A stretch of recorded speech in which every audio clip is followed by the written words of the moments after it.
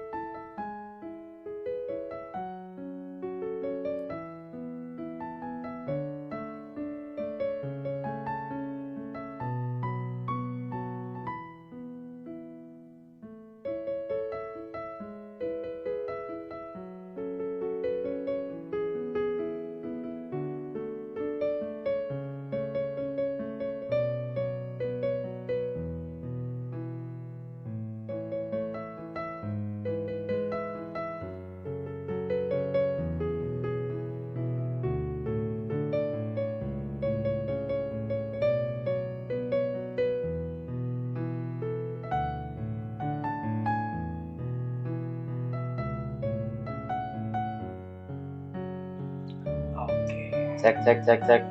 Suaranya belum masuk. Belum. Masih belum masuk suaranya. Masuk. Sudah masuk. Masuk. Kalau sudah masuk berarti ini agak sebelah kanan. Masuk kanan.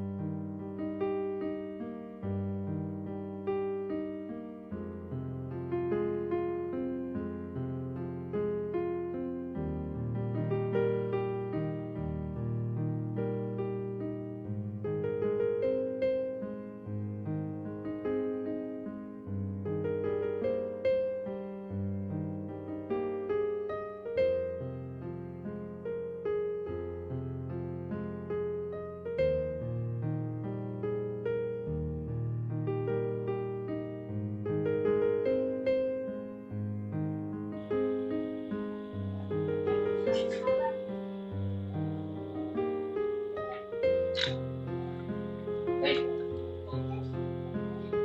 Terima kasih atas kehadiran teman-teman sobat dari Kalimantan Tengah pada seminar awam dalam rangka memberikan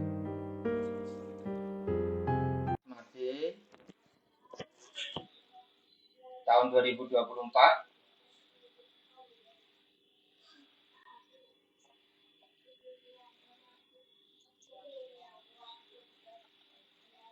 Oke, ya.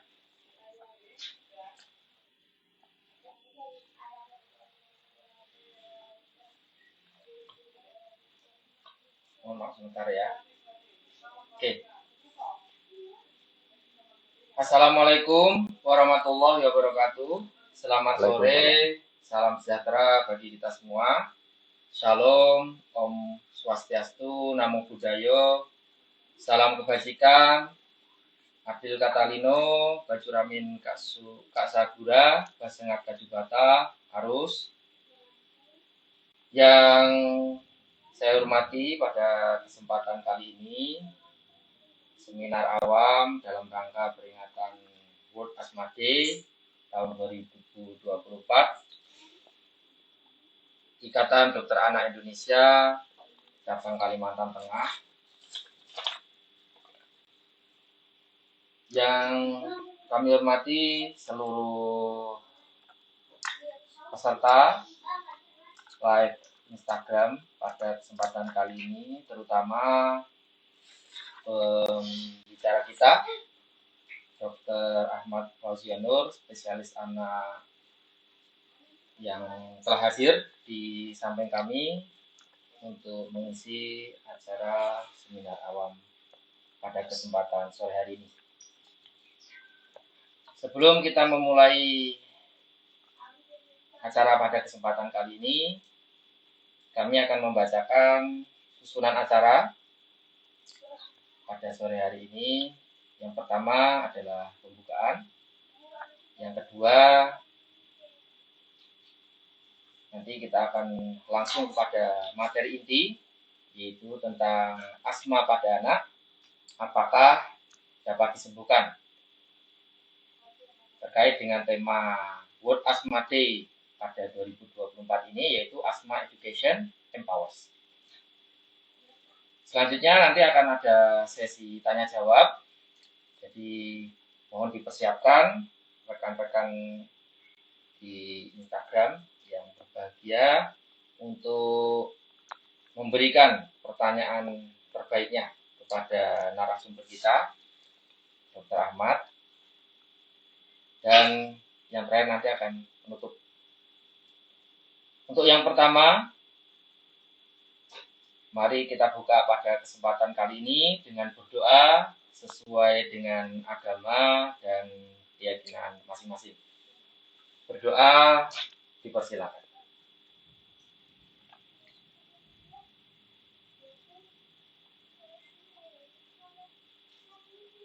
Cukup? Semoga dengan doa kita, acara seminar awam pada kesempatan kali ini dapat berjalan dengan baik dan lancar, serta bermanfaat untuk masyarakat, terutama di Kalimantan Tengah dan Indonesia pada umumnya. Selanjutnya, pemaparan materi.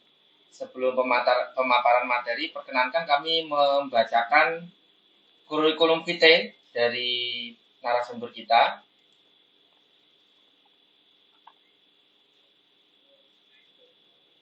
Ya. Narasumber kita adalah Dr. Ahmad Fauzianur, spesialis anak. Beliau lahir di Palangkaraya tanggal 24 Oktober 1989. Kemudian pengalaman kerja beliau sebagai dokter PNS di Kabupaten Katingan dari 2015 sampai dengan sekarang, RSUD Mas Amsyar Kasongan. Untuk latar belakang pendidikan, beliau mengambil sarjana kedokteran dan dokter di Fakultas Kedokteran Universitas Lambung Mangkurat, serta menyelesaikan kedokteran spesialis anak di Universitas Diponegoro, lulus tahun 2021. Mulai dari kelulusan sampai dengan saat ini, beliau aktif di anggota Ikatan Dokter Anak Indonesia cabang Kalimantan Tengah, bagian ilmiah, seksi ilmiah. Demikian, kurikulum kita dari Dr. Ahmad Fauzianur. Untuk selanjutnya, waktu dan tempat kami persilahkan kepada Dr. Ahmad. Dipersilakan.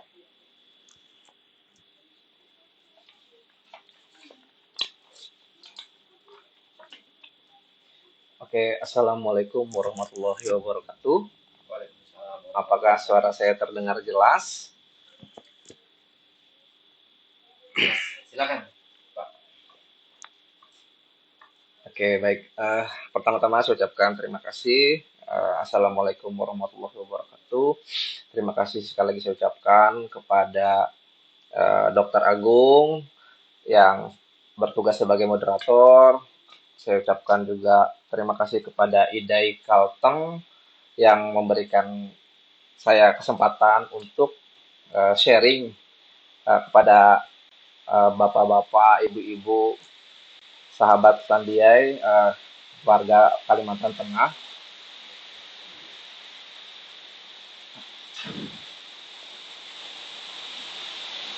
Ya, kita hari ini akan membahas tentang asma ya. Acara ini terlaksana untuk memperingati Hari Asma Day.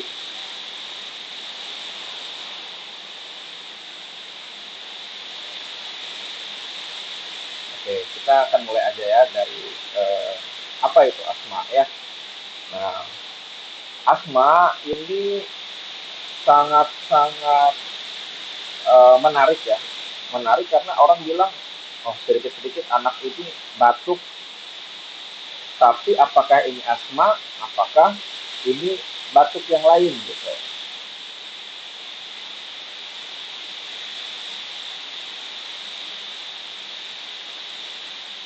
Oke, ya.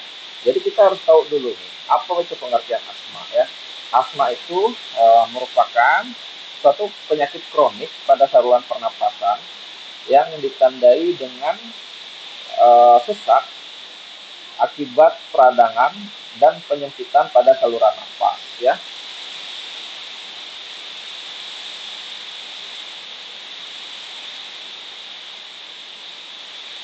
Ya. Jadi untuk saluran nafas sendiri itu kita harus tahu ada saluran nafas atas, ada saluran nafas bawah ya. Untuk saluran nafas atas sendiri itu dimulai dari tenggorokan, bronkus, dan bronkiolus, di mana terjadinya pertukaran oksigenasi nanti di alveoli, dan di mana pada asma ini bronkus inilah yang menjadi masalah.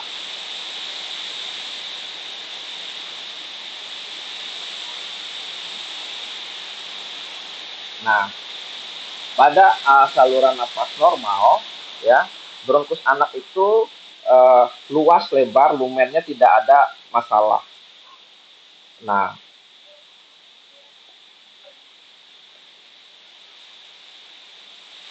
kalau misalnya ada pemicu, maka akan terjadi bengkak atau radang di saluran bronkus ini. Semakin lama terdapat pacuan dari pemicunya, maka ototnya akan berkontraksi, dindingnya akan lebih menebal, dan produksi lendirnya akan lebih banyak, sehingga inilah yang akan menyebabkan sesak.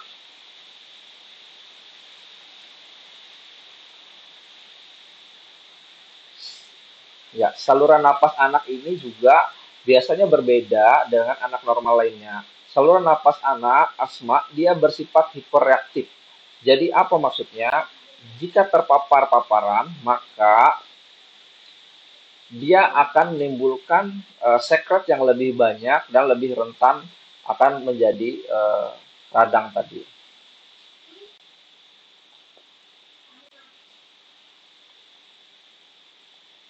Nah, bagaimana dokter mendiagnosis asma pada anak ya?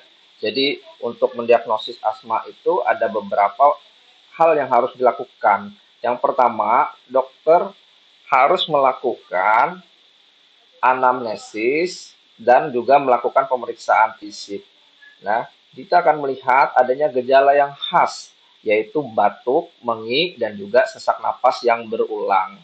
Jika ada tersedia alat, maka kita dapat melakukan pemeriksaan penunjang seperti spirometri atau uji fungsi paru sederhana atau peak flow meter, ini untuk membantu penegakan diagnosis asma, ya.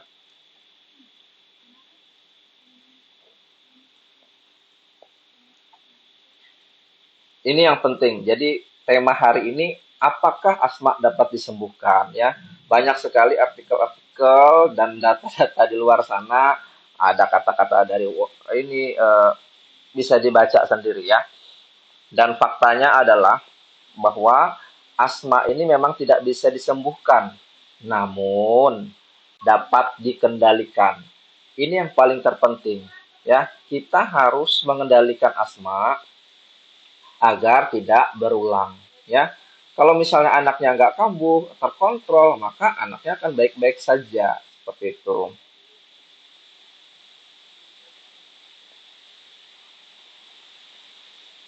Ya, bagaimana supaya asma pada anak itu terkontrol baik? Berarti kita harus tahu dulu apa faktor pencetus dan eh, kenali, hindari faktor pencetus yang dapat menyebabkan serangan asma tadi. Di sini banyak bisa kita lihat, ya, beberapa eh, faktor pencetusnya bisa dari tungau, debu, bulu binatang, perubahan cuaca, bau-bauan yang menusuk, asap rokok, polusi, kendaraan bermotor, asap rumah tangga, obat-obatan tertentu, infeksi saluran pernapasan, emosi berlebihan, ya, bahkan untuk anak yang kecapean dan kelelahan fisik pun dapat memicu dari faktor pencetus gejala asma. Maka ini yang harus kita perhatikan, ya.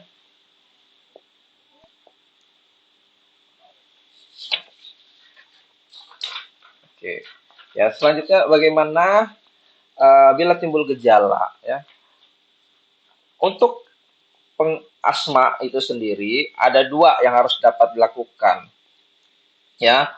Kita dapat memberikan obat pereda, dan yang kedua ada obat pengendali namanya.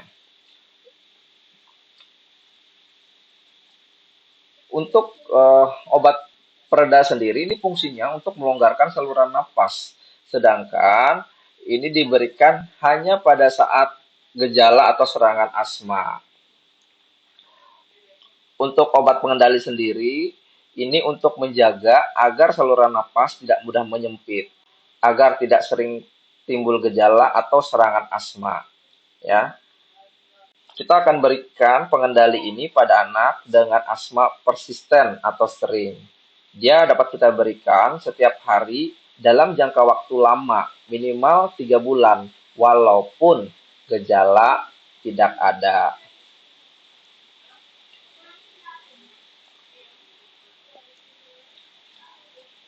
Ya, untuk ini harus tadi dipahami, ya.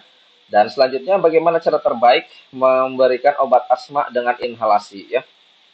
Banyak sekarang di masyarakat ada nebulizer, ada turbohaler, ada inhaler, ya. Jadi ini semua merupakan alat-alat untuk memberikan obat asma secara inhalasi. Di mana alat-alat ini nanti akan disesuaikan dengan kemampuan anak, ya.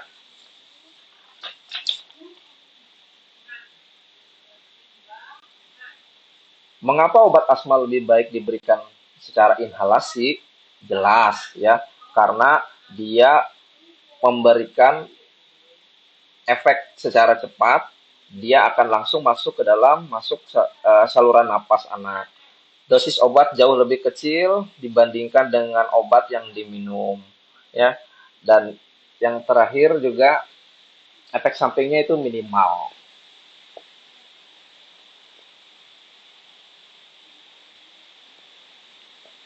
Ya, ini adalah alat-alat yang dapat kita gunakan. Nebulizer sendiri itu terbagi menjadi bagian-bagian, ada cupnya, ada mouthpiece-nya, ada tubing, ada kompresornya.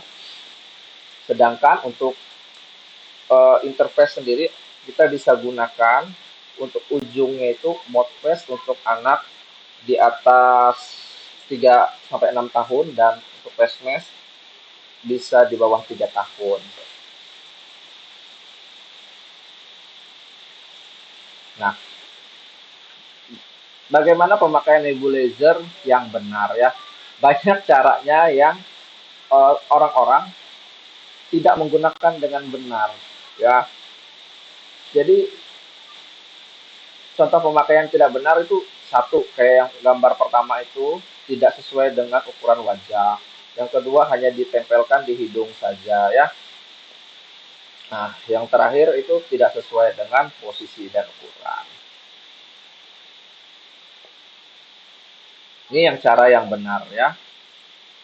Tadi kita sesuaikan dengan cairannya sudah disesuaikan, mouthpiece-nya disesuaikan, langsung dihisap di mulut, atau kalau menggunakan mouthpiece langsung ke hidung menutupi mulut.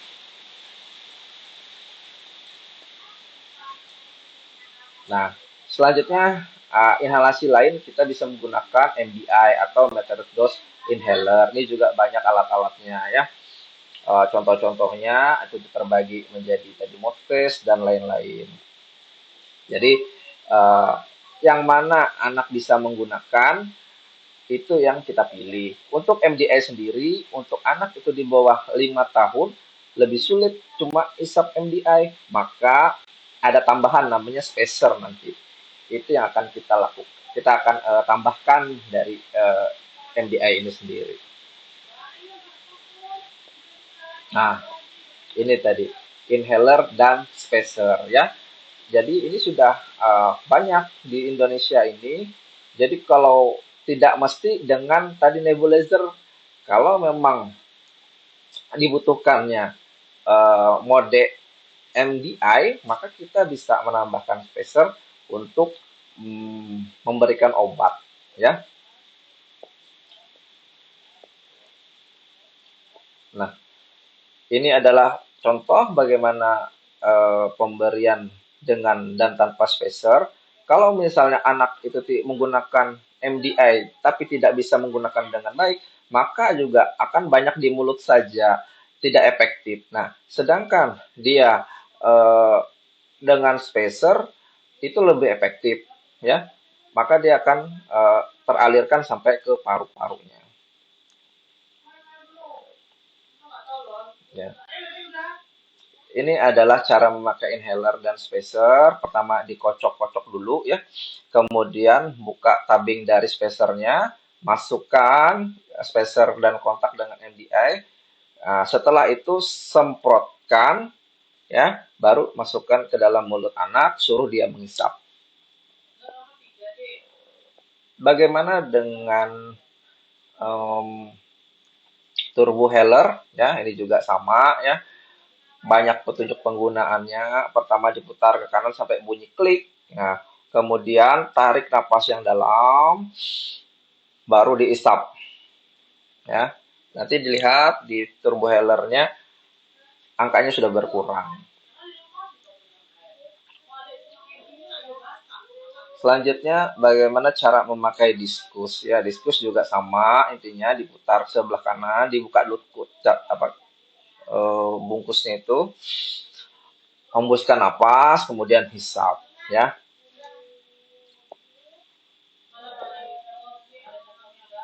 Nah, itu tadi adalah beberapa cara inhalasi. Nah, sekarang yang terjadi pada serangan asma itu bagaimana itu ya?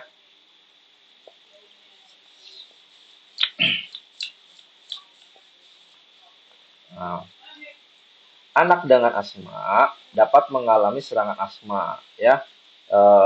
Apa itu? Yaitu perburukan gejala berupa sesak napas ya. Sesak napasnya ini ada lagi nanti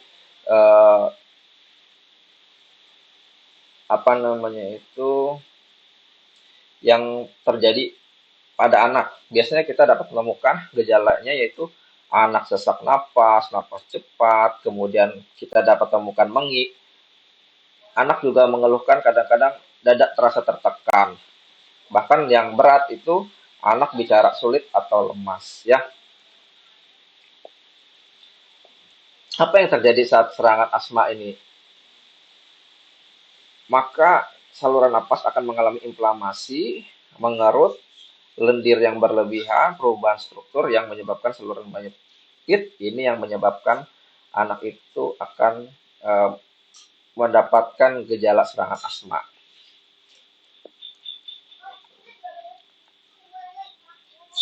Ini tadi yang saya sebutkan, gejala asma itu apa aja saat serangan? Sesak napas atau napas cepat, bisa dapat ditemukan bunyi mengi, bisa dengan stetoskop ataupun tanpa stetoskop.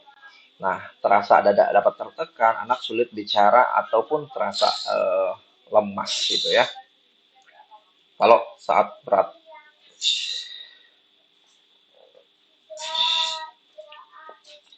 Nah, kemudian apa yang harus kita lakukan kalau anak mengalami serangan asma di rumah ya? Yang pertama itu kita harus jangan panik ya.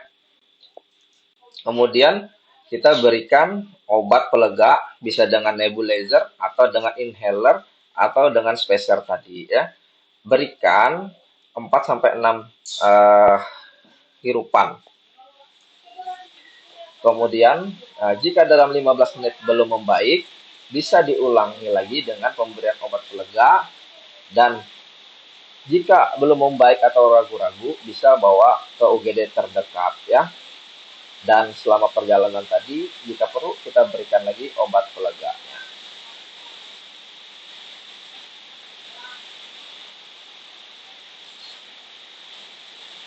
Nah, ini pemberian obat pelega tadi melalui inhaler dengan spacer itu sama efektifnya dengan nebulizer. Jadi kita harus punya alat kalau memang anak itu ada riwayat asma.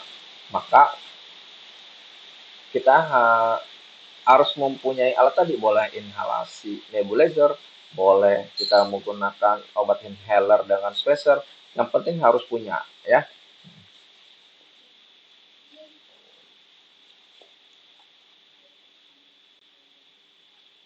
Nah, tadi ada pengobatan tadi, ada pengendali, ada pelega. Kapan kita berikan obat pengendali ya? Pertama, dokter dulu yang akan menentukan apakah anak ini membutuhkan pengendali atau tidak ya. Obat pengendali ini diberikan pada anak dengan asma persisten ya. Jadi apa itu? Adanya gejala atau serangan asma lebih dari 1 kali per bulan. Kemudian obat pengendali ini diberikan setiap hari nantinya selama minimal 3 bulan. Nah, walaupun tidak ada gejala asma, obat pengendali tetap harus diberikan. Jangan menghentikan obat pengendali tanpa petunjuk dokter. Oke. Mengapa pengobatan asma yang teratur pada masa anak itu sangat penting ya? Karena jika pada masa anak-anak asma terkendali, maka sebagian besar anak tidak akan mengalami gejala atau serangan pada masa remaja dan dewasa. Oleh karena itu, masa anak adalah masa yang penting untuk mengendalikan asma, supaya tidak menjadi asma yang menetap di masa remaja dan dewasa.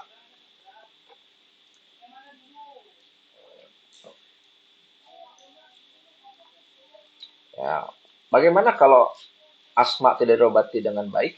Ya, maka yang terjadi saluran nafas akan semakin menebal. Tadi di awal kita jelaskan tadi, bronkusnya semakin menebal, maka sering terjadi serangan asma. Ya, jelas akan mempengaruhi dari produktivitas anak-anak juga sering sakit, sering tidak masuk sekolah, bahkan yang berbahaya bisa menjadi asma berat ya.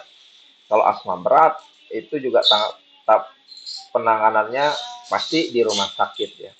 Sedangkan untuk asma menetap atau memberat di masa remaja pasti akan terjadi pada anak yang tidak terobati dengan baik. Yang terakhir, tumbuh kembang terganggu tentunya.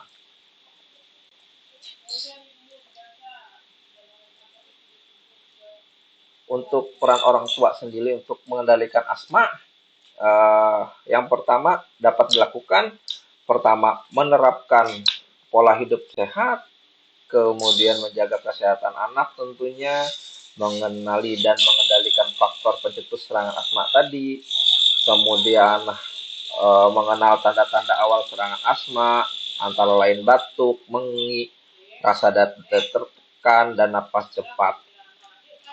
Menyediakan dan memberi obat dengan waktu, cara dengan tepat, mengetahui kapan harus membawa anak berobat ke dokter, kemudian memantau kemajuan atau kemunduran anak melalui PFM dan lembaran harian asma.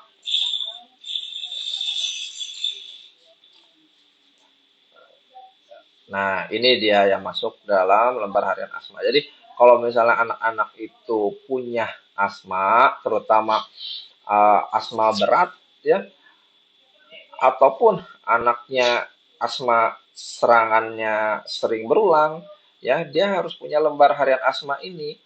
Dengan melihat lembar harian asma ini, kita akan tahu anaknya sering kambuh kah, gejalanya apa aja, sehingga itu yang akan melihat apakah sudah terkontrol dengan baik atau tidak.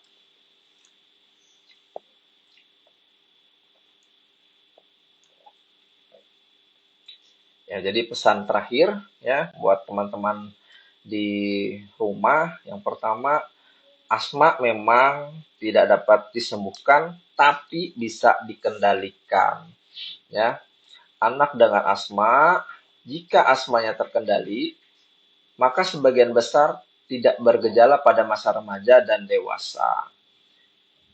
Kita harus mengenali dan menghindari faktor pencetus, gejala, dan serangan asma, berikan obat yang sesuai dengan anjuran dokter, serta lakukan perilaku hidup sehat.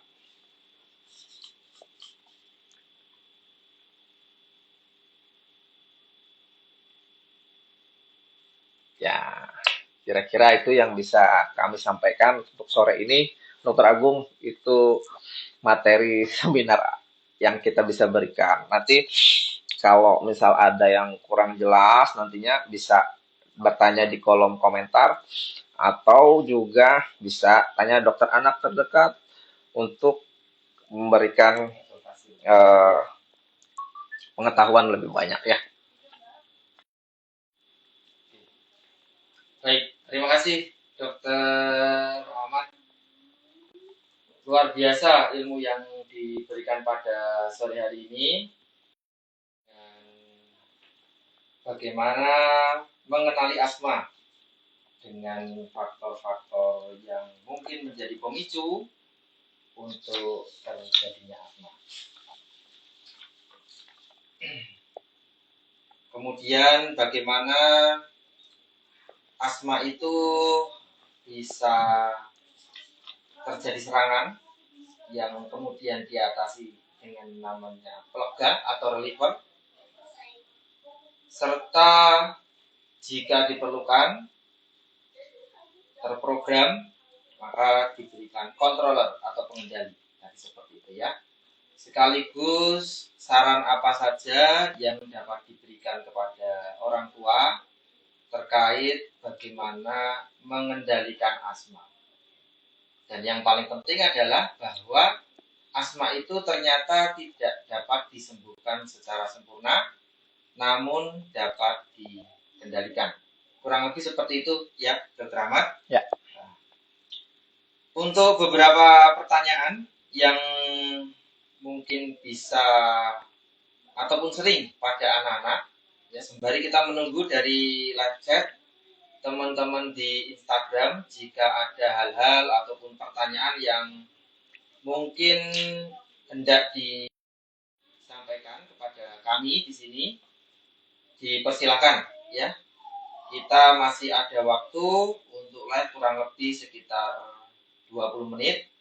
Jadi jika ada pertanyaan yang terkait dengan asma, tata laksana, ataupun hal-hal aplikasi sehari-hari, pengalaman teman-teman di Instagram, kami persilakan. Dari kami ini ada pertanyaan, Dokter Ahmad, ya. Silahkan dok. Ya. Bahwa namanya anak batuk, ya, yang berulang episodik seperti itu kan sering terjadi, ya. Apakah ada penyakit lain, gitu? Ini beberapa pertanyaan dari pasien, gitu. Selain ataupun hampir gejalanya itu mirip-mirip dengan asma. Jadi gejalanya kurang lebih mirip dengan asma, ada batuk, kadang sesak, sampai dengan mengi, itu yang perlu kita pikirkan selain asma. Silakan dokter.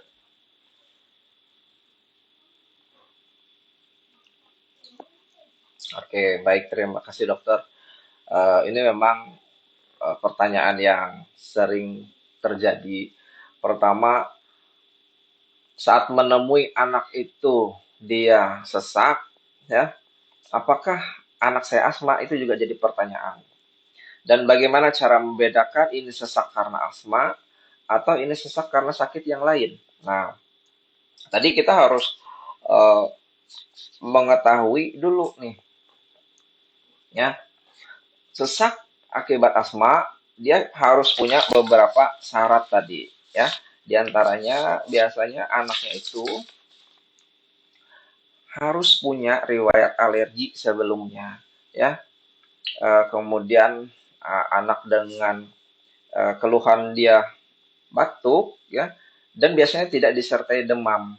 Nah, itu lebih cenderung kepada batuk dan asma, ya.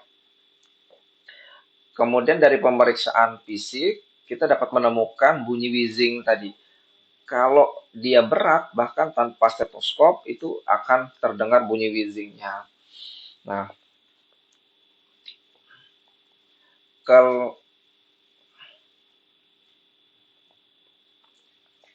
kalau misalnya anak dengan sesak, kemudian ada demam, bahkan kita bisa mencurigai penyakit-penyakit lain, mulai dari pneumonia, kemudian bronkitis ataupun bronkiolitis, ya. Nah, jadi kalau memang eh, orang tua bingung anaknya ini sesak karena apa, emang apalagi kalau serangan pertama, alangkah baiknya itu tadi eh,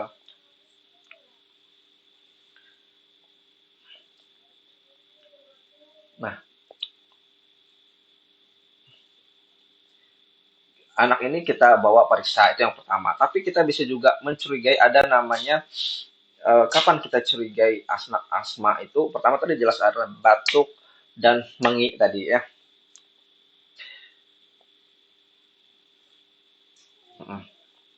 Baik dokter. Jadi batuk itu tidak selalu asma juga. Betul. Ya. Tapi juga bisa kemungkinan karena suatu inflamasi ataupun peradangan yang terjadi di paru-paru, ya, banyak seperti bronkopneumonia, pneumonia lobaris dan sebagainya.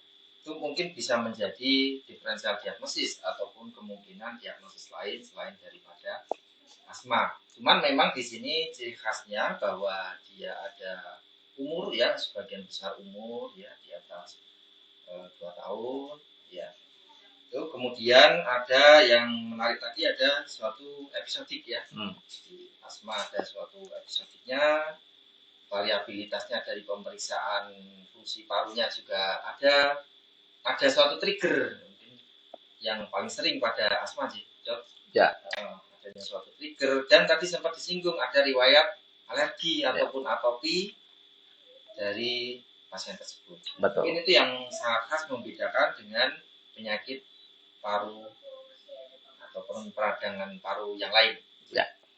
Serta yang kalau kita periksa fungsi paru itu ada kemungkinan terjadi suatu reversibilitas dari post expiratory volumenya. Mungkin seperti itu ya, Dok, ya. Ya, jadi memang kalau misalnya serangan pertama tadi, kalau memang bingung sekali, memang harus diperiksakan dulu, Dok. Jadi biar kita tahu pasti nih kira-kira karena apa. Ya.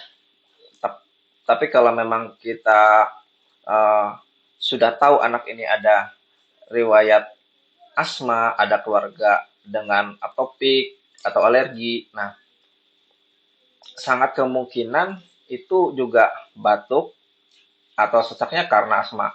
Terutama biasanya tuh karena tidak disertai demam. Tapi masalahnya kadang-kadang ada asma yang tercetus akibat penyakit yang lain. Jadi asma Nah, dulu bronkopneumonia, akhirnya asmanya kambuh gitu. Nah, itu juga ada yang harus kita perhatikan. Gitu sih. Ada beberapa hal-hal yang menjadi eh, perlu perhatian khusus seperti itu. dan mungkin istilahnya remodeling gitu ya Ya, dok ya, betul. perubahan dari struktur lapisan ataupun mukosa dari saluran nafas ya dok ya, yang salah satunya diakibatkan karena suatu peradangan yang kronis. Tentu saja untuk asma ini sangat sifatnya kronis ya dok ya. Oke.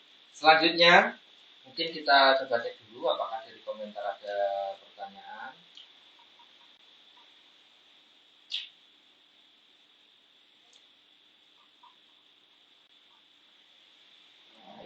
Sementara belum ada dok, Ya. kita lanjutkan dulu. Ini juga yang sering di masyarakat pertanyaannya adalah, nah mungkin lebih tadi dijelaskan kembali dok, bagaimana penanganan anak jika anak mengalami asma di rumah dok, dan mungkin persiapan apa saja gitu yang perlu disiapkan oleh orang tua ketika seorang anak itu terdiagnostik dengan asma. Mungkin seperti itu dok. Ini sering sekali nih dok ditanyakan oleh orang tua yang memiliki anak, terutama pertama kali. Ya, pertama kali periksa ke kita dan kita yakin dari gejalanya itu, kemudian terdiagnosis asma dan diperiksa fungsi parunya, ternyata betul ya, dari segi variabilitasnya, episodenya juga ke arah asma. Silakan dokter.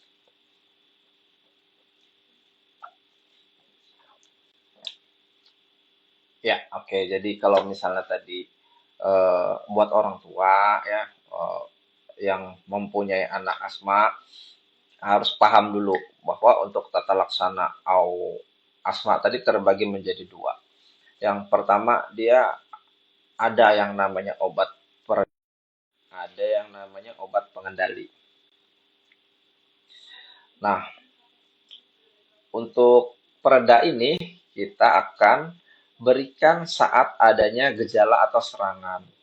Apa fungsinya? Ini untuk melonggarkan saluran nafas, ya. Jadi misalnya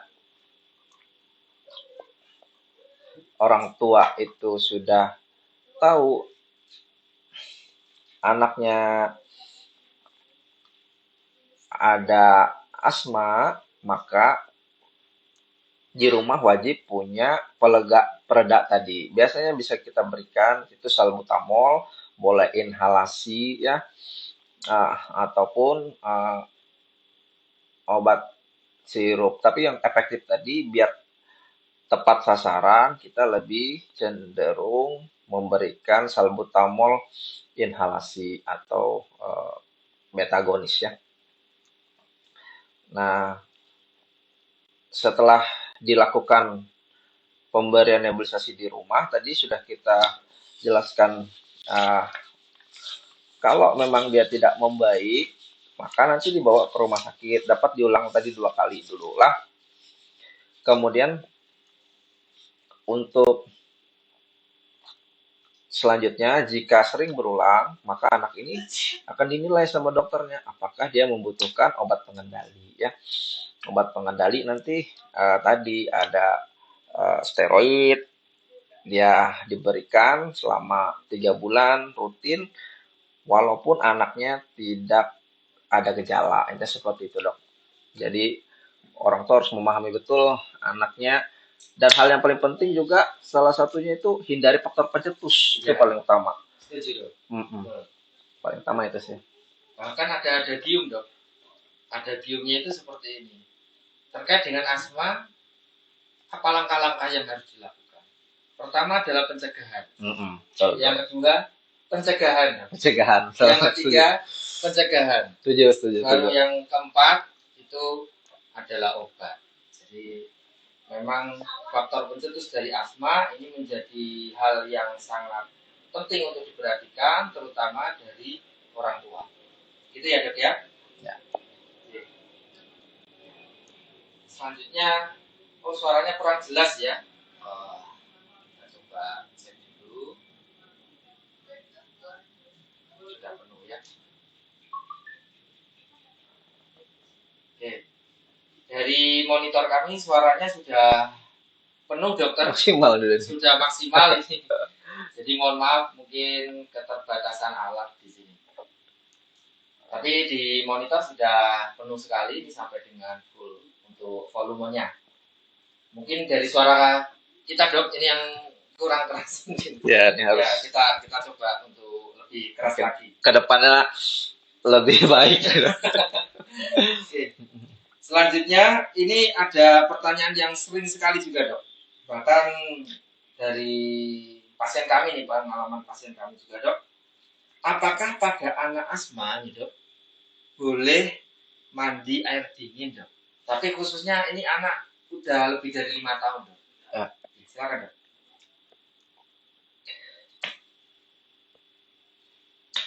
Ya, jadi terkait untuk mandi sendiri ya. Kalau memang anaknya itu bukan faktor pencetusnya itu dingin, nggak masalah sebenarnya dok.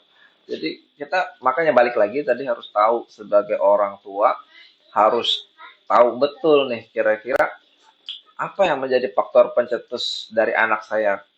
Apakah habis konsumsi sesuatu, terpapar sesuatu sehingga asmanya kok jadi kambuh gitu. Maka kita harus memperhatikan itu lagi ya. Jadi kalau memang mandi dingin anaknya nggak ada masalah dengan alergennya bukan dingin ya nggak masalah dok. Baik dok, terima kasih ya. Jadi apakah hal tersebut ataupun mandi itu menjadi alergen bagi anak ini yang penting ya. Pentingnya di situ. Jadi memang harus memahami lagi tadi sebagai orang tua pemicu ya, dok, pemicunya tuh apa. Nah itu yang mindset utamanya. Ya. Kalau itu memang bukan sebuah pemicu ya tidak jadi masalah. Tetapi kalau kemudian itu jadi pemicu, nah itu yang jadi problem ya dok. Betul. Apalagi kalau itu terulang-ulang. Ya betul. Bahkan disampaikan dari keluarganya nggak apa-apa, tuh. Karena kakak-kakaknya mungkin adik-adiknya mandi biasa nggak masalah. Tapi bisa jadi pada mungkin anak yang asma tersebut dia menjadi pemicu. Ya. Gitu ya dok ya. Betul, ya, betul. Setuju dok. Jadi memang harus situasional dan berbeda-beda tiap anak dok. Kalau emang dia bukan alergennya asma ya apa air dingin tadi jadi nggak masalah sih dok. Oke, baik dok. Nah kemudian dok ini ada pertanyaan lagi ya. Pada anak asma nih dok, anak dengan asma yang berulang gitu, apakah tumbuh kembang anak tersebut bisa seperti anak pada umumnya? Dalam arti dari segi tumbuh kembang awal, ya, mungkin perkembangannya dia sampai dengan terkait dengan prestasi di sekolah. Nah ini juga sering dok menjadi pertanyaan karena beberapa orang tua pesimis kalau sampai anaknya ini nanti pada saat SD menjadi lebih tidak berprestasi dibanding dengan anak-anak yang lain. Silakan dok.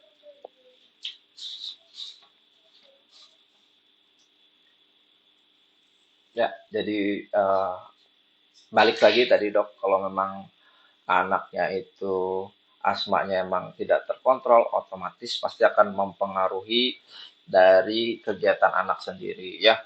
Tapi pentingnya di sini kita harus tahu anak itu perkembangannya nanti tidak akan terganggu apabila asmanya ini terkontrol. Jadi yang penting tadi apa? Bahwa kendalikan asma ya. Memang asma ini tadi yang balik tidak bisa disembuhkan dia, tapi dengan bisa dikontrol itu akan membuat anak itu tidak berbeda dengan anak lainnya dok. Jadi yang paling utama di situ.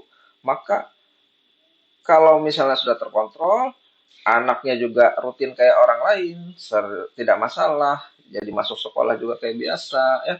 faktor pencetusnya dikontrol, tumbuh kembangnya tidak akan terganggu dok, kayak orang biasa aja. Jadi pentingnya kita harus mengontrol tadi kendali asma ini sih.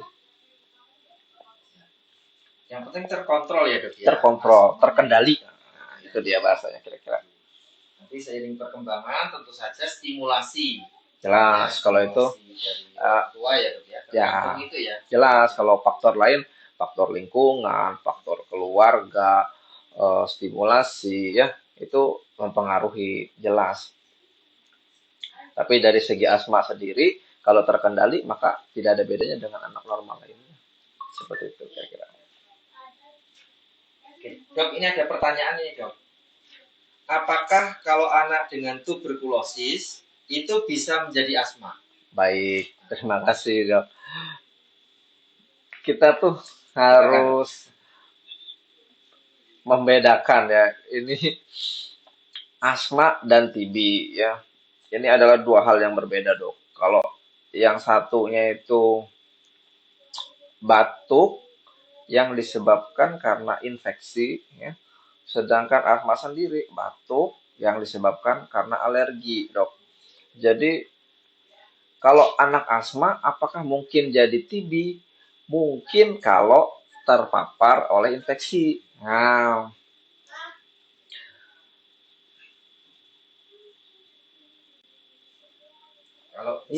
tapi kalau asmanya sendiri menyebabkan TB tidak, apabila anak tersebut tidak terpapar oleh kuman tuberkulosis tadi.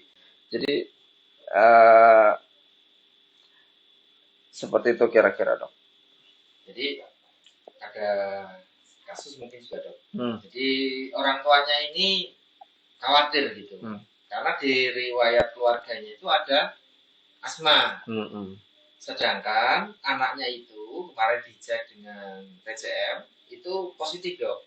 Dan memang gejalanya ada sebelumnya, seperti berat badan tidak naik, kemudian demam lebih dari 2 minggu seperti itu, serta batuk-batuk dok. Jadi kemudian dia terdiagnosis dengan tuberkulosis. Nah, dari orang tua mengatakan apakah dari tuberkulosis ini juga bisa nantinya anaknya itu menjadi asma gitu dok.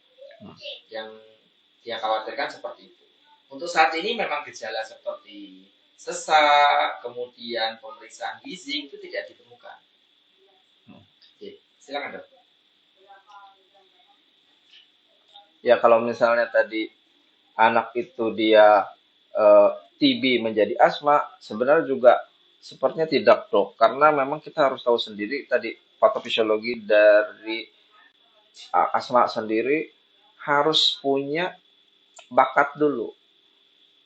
Anak itu harus punya bakat atopik, tapi kalau memang TB memperberat asma tuh bisa, karena otomatis TB itu dia kan merusak dari parenkim parunya atau bronkisnya anak tadi. Maka saluran napas yang sudah pada lumen-lumen bronkusnya udah inflamasi pada anak asma, maka akan diperberat oleh kerusakan yang ditimbulkan oleh TB tadi. Jadi lebih tepatnya TB dapat memperberat asma, tapi TB tidak dapat menyebabkan asma. Kalau memang anak ini tidak ada bakat asma, seperti itu dok. Memang itu dua penyakit yang istilahnya penyebabnya berbeda ya dok. Iya, penyebabnya jelas berbeda dok. Yang satu dari segi infeksi, yang satu dari segi alergenitas. Alergi yang dipicu oleh adanya peradangan kronik sehingga terjadi remodeling kan seperti itu dok. Ya. Tapi apakah satu dengan yang lainnya bisa terkait? Bisa ya? Bisa, kalau terkait bisa memperberat tadi dok, salah satunya dok, karena semuanya di saluran napas seperti itu. Dan yang paling penting adalah kalau tadi asma adalah masalah pencegahan, berarti ini terkait dengan lingkungan ya dok? Ya. Sangat terkait dengan lingkungan ya dok.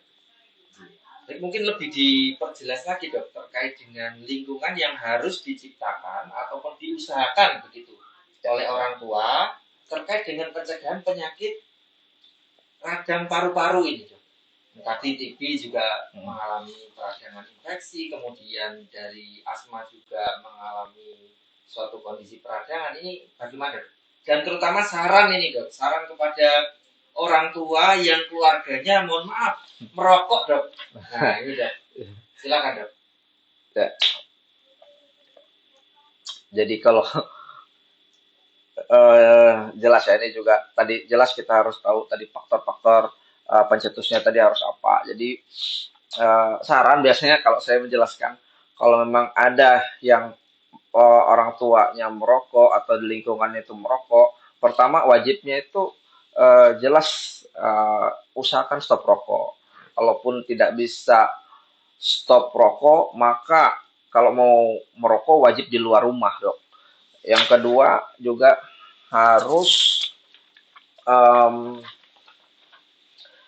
kalau mau mendekati anaknya wajib ganti baju, dok. Jadi biar paparan nikotin itu tidak masuk ke dalam lengket di bajunya, jadi tidak menimbulkan paparan kepada anaknya. Kalau memang anaknya alergi terutama terhadap rokok ataupun nikotin tadi.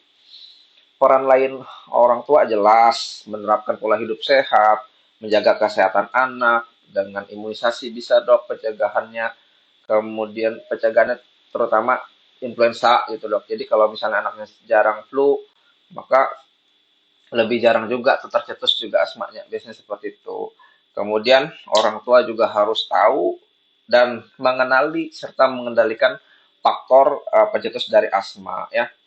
Tadi tanda-tanda awal serangan asma tadi pertama batuk, mengi, mungkin ada rasa dada tertekan serta napas yang cepat. Kemudian kita harus menyiapkan dan memberikan obat yang tepat, dosis yang tepat, cara yang tepat. Nah, orang tua harus tahu kapan harus membawa anak berobat ke dokter, itu juga penting. Kemudian orang tua harus mempunyai lembar kontrol asma tadi, dok. Itu yang harus dilakukan. Nanti mungkin sesi selanjutnya, dok, ada materi tersendiri tentang pengenalan lembar harian asma tadi, Ya, dok. Itu harus sepertinya diajarkan, perlu dok. sekali dok itu dok.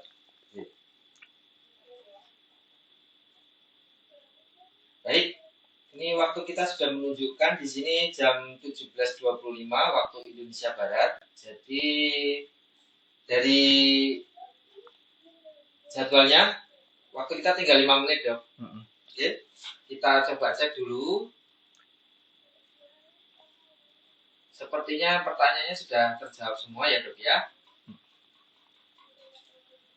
Ya. Mungkin yang terakhir dok, terakhir. Apa, dok? Ada saran dari dokter kepada mungkin yang hadir di sini adalah teman-teman Instagram yang memang ingin mencari tahu ataupun ada beberapa kasus terkait dengan asma, baik mungkin dokter-dokter ini ada pasien atau keluarga yang memiliki anak dengan asma itu terkait dengan kondisi cuaca saat ini dok, yang suhunya bahkan mungkin kalau di Palangkaraya sendiri dok pernah mencapai titik tertinggi di angka 36,5 derajat Celcius lebih itu dok. Apakah ada mungkin saran-saran tertentu dok di situ, apakah perlu minum dan sebagainya yang cukup ya untuk menjaga kondisinya supaya tidak menjadi pemicu munculnya asma pada anak? Silakan dok. Ya. Ini terakhir dok. Terakhir. Dok. Waktunya juga sudah mau habis dok. Silakan. Ya, jadi tetap tadi balik lagi kepada orang tua ya. Untuk situasi kita sekarang lingkungannya polanya berubah-berubah nih. Kadang hujan, kadang panas ya. Kita harus menerapkan pola hidup sehat, dok. Jelas itu. Seperti tadi minum yang cukup ya. Kemudian kalau memang ada yang batuk pilek itu jangan didekati atau sedang pakai masker untuk mendekati anaknya. Kemudian dikasih suplementasi atau vitamin lah, itu juga bisa diberikan. Kemudian istirahat yang cukup ya. Kemudian yang lain em, kalau memang ada gejala, ada keluhan, merasa anaknya batuk tidak sembuh-sembuh, atau apalagi ada sesak, periksakan. Itu yang paling utama. Jadi biar jelas anaknya itu batuknya karena apa. Karena batuk sendiri tadi adalah suatu tanda ya, bukan suatu penyakit ya. Batuk itu gejala, eh bukan suatu penyakit ya. Nanti dokter Untuk yang pertahanan menentukan. tubuh juga ya, Dok, Pertahanan ya. tubuh memang sebenarnya itu. Awal. Sebenarnya batuk itu tuh proses untuk pertahanan tubuh sendiri, mengeluarkan dahak, mengeluarkan kuman gitu. Jadi benar-benar jangan panik lah kalau cuman hanya batuk misalnya gitu. Tapi cari nih kira-kira karena apa. Itu yang paling utama. Siap, Dok. Sepertinya sudah hampir paripurna kita, Dok, pada kesempatan kali ini. Siap, mudah-mudahan lebih baik. Perkenankan kami untuk memberikan kesimpulan, Dok, di sini bahwa asma pada anak sekali lagi tidak bisa disembuhkan secara sempurna, tetapi dapat dikontrol. Dikontrol terkait dengan munculnya kembali atau serangan asma tersebut. Oleh karena itu, bagi orang tua yang memiliki anak dengan asma, ya lakukanlah pencegahan-pencegahan. Malah yang pertama dari take home message tadi adalah pola hidup sehat. Ya, pola hidup sehat mulai dari aktivitas fisik sampai dengan nutrisi, itu pertama yang harus dijaga. Selanjutnya adalah ya tentu saja hindari pemicu daripada asma tersebut. Apapun itu pemicunya, apakah itu berupa ya yang sering adalah asap rokok, kemudian asap obat nyamuk, ini yang di Palangkaraya terutama itu banyak sekali kasus tersebut. Kemudian asap-asap bakaran, debu, mainan yang ada bulu-bulunya, ya, serta kebersihan lingkungan pada umumnya. Mungkin seperti itu rangkaian acara seminar awam untuk memperingati World Asthma Day tahun 2024 Ikatan Dokter Anak Indonesia Kalimantan Tengah tahun 2024. Saya moderator Agung Haribowo dan pembicara yang berbahagia pada kesempatan kali ini Dr. Ahmad Fauzianur, spesialis anak. Mohon undur diri dan mohon maaf jika ada kekurangan dan perkataan yang tidak sesuai. Billahi taufiq wal hidayah. Assalamualaikum warahmatullahi wabarakatuh. Selamat sore. Terima kasih dokter. Salam sehat untuk kita semua. Salam sehat untuk kita semua. Terima kasih. Kami izin untuk end live.